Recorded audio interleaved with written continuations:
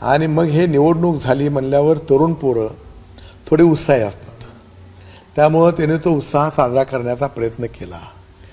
त्याच्यामध्ये आमच्या मुलानं जे काय तिथं वक्तव्य केलं त्याचं मी समर्थन करणार नाही, परंतु तसा तो माझ्या दृष्टीनं नाही, पण राजकारणाचा तो लहान आहे आणि म्हणून करता त्याच्या तोंडून जरी नकळत अशा प्रकारचं काय वक्तव्य गेलं असेल तरीसुद्धा मी त्याचा वडील म्हणून पाटील परिवाराच्या वतीनं, कारण मोठे पवारसाहेब अजितदादा आज जरी मी त्यांच्यापासून दूर गेलो असेल त्यांना अजितदादा कारणीभूत आहेत असं मी समजणार नाही, त्याला अनेक कारणं आहेत, तरीसुद्धा मी त्यांचं नेतृत्व मान्य केलं आहे. जे आत्तापर्यंत वैभव उभा केलं गेलेलं आहे त्याच्यामध्ये मोठ्या साहेबांचा आणि अजितदादांचा सिंहाचा वाटा आहे. आमच्या मुलाच्या तोंडून न कळत उत्साहात म्हणा भावनेत म्हणा जे अपशब्द झाले ते अत्यंची ती व्हायला नको होते, त्याबद्दल मी अजितदादांचं व्यक्तिशः आणि पवार परिवारांचं मी अंतःकरणपूर्वक इथं दिलगिरी व्यक्त करतो, क्षमा व्यक्त करतो. मोठ्या साहेबांच्या चरणी मी नतमस्तक होतो.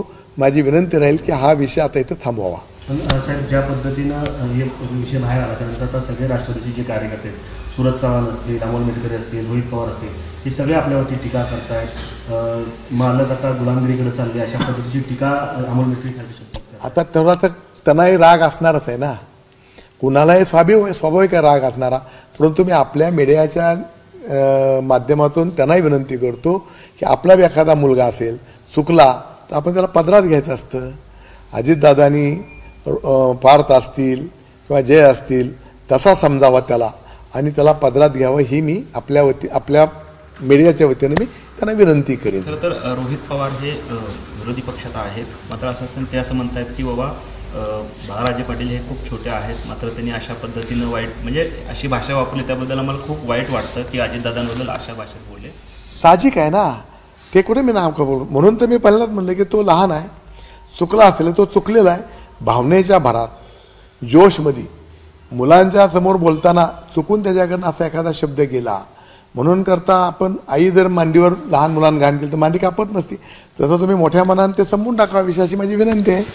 दुसरा विषय की आपले जे विरोधक आहेत तालुक्यातले ते असं म्हणतात की ही निवडणूक जी आहे ती अधिकाऱ्यांना भ्रष्टाचार पैसे देऊन ही निवडणूक मॅनेज केली गेली, खोडरबरने पेनाची शाई देखील फोडली गेली अशा पद्धतीचे आरोप त्यांनी केलेले आहेत. अहो, हे अविरोध निवडणूक आज झालेलं नाही आहे, हे 50 वर्षापासून या भागाची परंपरा आहे. ग्रामपंचायत होती तेव्हाही अविरोध होती. आमच्या इथं निवडणूक प्रक्रिया ही सर्व जातीच्या धर्माच्या लोकांना एकत्रित बोलवलं जातं आणि एकत्रित बोलून त्यांच्याकडून प्रत्येक समाजाच्या 1-2 संख्याबळ बघून आपण त्यांचे उमेदवार घेतो आणि जिथं कुठं बाबा जादाच उमेदवार आले तर तिथं मग आपण चिठ्ठी काढायची, चिठ्ठीतला जो उमेदवार येईल तो सगळे त्या समाजाचे लोक संमती देतात, अशी आमची इथली परंपरा आहे. आणि विरोधकांना खरं म्हणलं तर तिथं लाईव्ह व्हिडिओ असतो, तिथं प्रत्येक पेपरचा फोटो काढून ते जे आलते उमेदवार भरायला त्यांनी प्रत्येक पेपरचा फोटो प्रिंट काढलेली आहे आणि अधिकारी असं काही करत नसतात. केवळ त्याच्या पलीकड मला जी मिळालेली माहिती आहे अशी माहिती आहे की ती जी मुलगी आहे ती आमच्या गावची मुलगी आहे, तिला गावची तब्येत परिस्थिती सगळी माहिती आहे आणि म्हणून करता तिची इच्छा नव्हती फॉर्म भरण्याची, परंतु तिला दबाव आणून प्रेशर आणून फॉर्म भरायला लावला अशी मला मिळालेली माहिती आहे. त्यामुळं कदाचित त्या मुलीला नको असेल म्हणून तिनं तो फॉर्मवर जाऊन बघून सही केली नसेल, पण हे मी म्हणत नाही, मला मिळालेली माहिती आहे. मला खरं आता अजूनही नगराध्यक्ष पदाच्या निवडणुकीमध्ये 2 अर्ज आहेत, अजून एक अपक्ष उमेदवाराचा देखील अर्ज आहे. काय स्थिती होईल? कारण प्रभाग 5 मध्ये पण अजून 2 अर्ज दिसत आहेत. नाही, प्रभाग 5 मधला अर्ज काढलेला आहे आणि जो दुसरा अर्ज आहे तो डमी म्हणून अर्ज ठेवलेला आहे.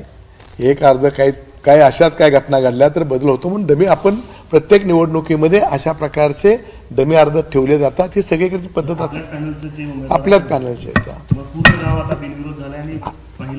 100% हे पूर्ण गाव बिनविरोध झालं. ते या गावातील तमाम माता भगिनी माझे बंधू समान असणार सगळे माझे सहकारी या सगळ्यांच्या श्रेयानं, परमेश्वराच्या आशीर्वादानं आणि देशाचे नेते आदरणीय नरेंद्र मोदी साहेब आणि राज्याचे कर्तव्यदक्ष मुख्यमंत्री देवाभाऊ आणि जिल्ह्याचे पालकमंत्री आमचे जयाभाऊ यांच्या सगळ्यांच्या सहकार्यानं, आशीर्वादानं, मोठ्या माणसांच्या ही निवडणूक बिनविरोध झाली. त्यामुळं आता आमच्या गावाला जास्तीत जास्त निधी मिळेल अशी मी अपेक्षा करतो. मला खरं तर उमेश पाटील असं जुनं प्रकरण उकळून काढतायत. त्यांच्या समोर एका शिवसैनिकाची हत्या केली, त्या प्रकरणामध्ये बाळराजेंवरती आरोप आहेत आणि 20 वर्ष झालं कोर्टाच्या समोर हे प्रकरण देखील येत नाही. जुने प्रकरण आता उकळून काढण्याचा प्रयत्न. न्यायालयाचा असं आहे की जो प्रकार घडला तो निंदनीय आहे. त्याच्यामध्ये आमच्या मुलाला आरोपी केलं, परंतु न्यायव्यवस्थेनं त्यांना निर्दोष सोडलेला आहे. त्यामुळं आता त्या न्यायव्यवस्थेवर बोलणं किंवा जर न्यायालयाने निर्दोष सोडलं तर एखाद्यानं त्याला दोषी ठरवणं याचा अर्थ तो न्यायालयाचा अपमान होऊ शकतो. त्यामुळं माझी न्यायव्यवस्थेवर पूर्ण श्रद्धा, विश्वास आहे. त्यामुळे याच्यावर मी काय फारसं बोलणार नाही आहे. काही माणसांना बोलायलाच काही नाही, वैफल्यग्रस्त झालेली माणसं असतात, ते अशा प्रकारे वाचाळ वृत्तीनं आरोप प्रत्यारोप करत असतात. त्याला फारसं आमच्या तालुक्यातील जनता किंमत देणार नाही आहे. मालक, आरोप जे आहेत ते आपल्यावरती लावले जातात, दडपशाहीची, दंडीशाहीची, आणि त्यामध्ये कुणालाही अहो 50 वर्ष दडपशाहीवर द्यायचं गाव चाललं असतं का? या देशात कायदा सुव्यवस्था आहे ना, इथं पोलीस प्रशासन आहे ना. आमच्या गावामध्ये कधीही कुठलीही तक्रार होत नाही. तुम्ही जर मोहोळ पोलीस स्टेशनला गेलात तर मोहोळ पोलीस स्टेशनमध्ये अख्ख्या तालुक्यात सगळ्यात कमी क्राईम असणारा हा परिसर आहे. त्यामुळं या लोकांचा ग्लोबल नीती अवलंबायची आणि मोहोळ तालुक्यातील लोकांच्या मनामध्ये आमच्याबद्दल, आमच्या कुटुंबाबद्दल, आमच्या गावाबद्दल मत कलुषित करायचं अशी नीती हे पुढारी नाही आहेत, हे नेते नाही आहेत, हे बाहेरून आले पार्सल आहेत, हे करतायत.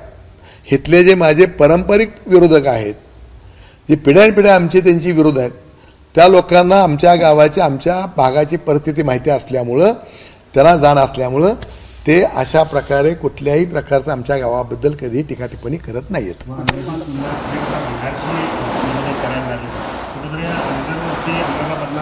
हा खरं म्हणलं तर एखाद्या आपल्या राजकारणाची पोळी भाजण्यासाठी नाहक गावाला, आमच्या भागाला बदनाम करणं हे कितपत चांगलं आहे त्याचं त्यांनी आत्मपरीक्षण करावं. परंतु आत्मपरीक्षण करण्या इतपत ते लोक ज्ञानी आहेत असं मला वाटत नाही आहे. तरीसुद्धा आम्ही जनतेच्या दरबारात जात असतो, जनतेच्या न्यायालयात जातो. अनगरकरांना 6 वेळा आमदारकी, 7 वेळा आमदारकी ही तालुक्यातील जनतेनं दिली. जर गुंड असतो तर आम्हाला 7 वेळा आमदारकी पाटील परिवारांना दिलीच नसती. त्याच्यावरून तुमच्या लक्षात येईल की इथं गुंडशाही आहे का नाही. आणि आता येणारे जिल्हा परिषद, आता मोहोळ शहरामध्ये जिथं आमची नगरपालिका होती, राष्ट्रवादी काँग्रेस पक्षाची नगरपालिका होती गेल्या वेळेला, तिथं आज राष्ट्रवादी काँग्रेसचा एक उमेदवार उभा नाही आहे. किती परिवर्तन झालेलं आहे, किती लोकांच्या मध्ये परिवर्तन झालं. जर आम्ही गुंड असतो तर आम्ही राष्ट्रवादीतनं सोडलं तर लोक आमच्याबरोबर आले नसते. मोहोळसुद्धा मोठं शहर आहे, माझ्या गावापेक्षा मोठं शहर आहे ते सुद्धा. तर पुढच्या काळातसुद्धा आम्ही गुंड आहोत का काय आहोत हे भाषणातून सांगणार नाही, तर आमच्या मतदारसंघामध्ये जाऊन मतदारांना विचारून, मतदारांचा कौल हा अंतिम असतो. आम्ही गुंड असतो तर आमच्यावर 7 टर्म आमदारकी दिलीच नसती आणि आम्ही गुंड असतो तर पुढच्या काळातसुद्धा आम्हाला आमदारकी किंवा आमच्यावर सत्ता मिळेल. आज सगळी सत्ता ही आमची भारतीय जनता पक्षाची आहे. या तालुक्यातली सगळी सत्ता भारतीय जनता पक्षाची आहे. हे गुंडगिरीतून घेतलेलं नाही आहे आणि आज नाही आहे. 50 वर्षापासून ही सत्ता आमच्या विचारानं काम करते. तर मग जल्लोष करत असताना बाळराजे जे आहे ते अजित पवारांना त्याचं मी स्पष्टीकरण केलं की नेमकं स्पष्टीकरण की ते जोशमध्ये मुलांनी ते तसा लहान आहे, जोशामध्ये त्याला ते आवरलं नाही आणि त्यानं तो असा एक न बोलावा अशा बघता वक्तव्य केलं. त्याचं मी समर्थन करत नाही, त्याचा मी निषेध करतो. आणि या तुमच्या चॅनलच्या माध्यमातून आमच्या मुलानं जरी काही चुकलं असेल तरीसुद्धा मी अजितदादांची, मोठ्या साहेबांची, पवार परिवारांची दिलगिरी व्यक्त करतो, क्षमा मागतो आणि मोठ्या साहेबांच्या चरणावरती मी लीन होतो. आणि माझी विनंती राहील की हा विषय आता संपवा. हा राजकारणाचा विषय नाही, चुकलेल्या माणसाला माप असते. मला खरं तर तुम्ही बोलताय असं म्हणालात की आपली सगळी गावातले जे तंटे आहेत ते इथंच सगळे मिटले जातात गावकडे एकत्र. उज्ज्वला थिटे यांचा जो काही वाद आहे त्यांना काही सांगणार नाही तुम्ही इथे या आणि सगळे वाद ते गावात आलीच नाही, वारंवार ते गावात आलीच नाही. ते गावात आमच्या गावातले जे वाद मिटवणारे लोक आहेत, मी नाही वाद मिटवत, आमच्या कमिटी असतात त्या वाद मिटवतात, त्यांच्याकडे ते आलीच नाही. काल इथं आली तेव्हा ज्या आमच्या महिलांनी फॉर्म भरल्या होत्या त्यासुद्धा म्हणल्या की तू आम्हाला इथे येऊन सांगितलं असतं की मला उभा राहायचं आहे, एखादं मी विड्रॉल केली असते म्हणली. त्यामुळं ती आणि तिचा वादच काय नाही आहे. तिचा वाद काय नेमकं मला तर कळलं पाहिजे ना. मला विड्रॉलचा विषय निघाला म्हणून त्या असं पण म्हणतायत की मी नगरसेवक पदासाठी इच्छुक नव्हते, जर तुम्ही विड्रॉलच करणार होता तर मग मला नगराध्यक्ष पदासाठी तुम्ही उमेदवारी दिली असती तर मी आले असते. हा निर्णय एकट्या उज्ज्वला थिटेचा नाही किंवा हा निर्णय एकट्या राजन पाटलाचा नाही, हे गावानं ठरवायचं असतं. गाव ठरवल ते राव ठरवत नसतं. त्यामुळे गावानं जर तिला ठरवलं असतं तर मी आनंदाने स्वीकारलं असतं. आमचं काय ना नाही आहे.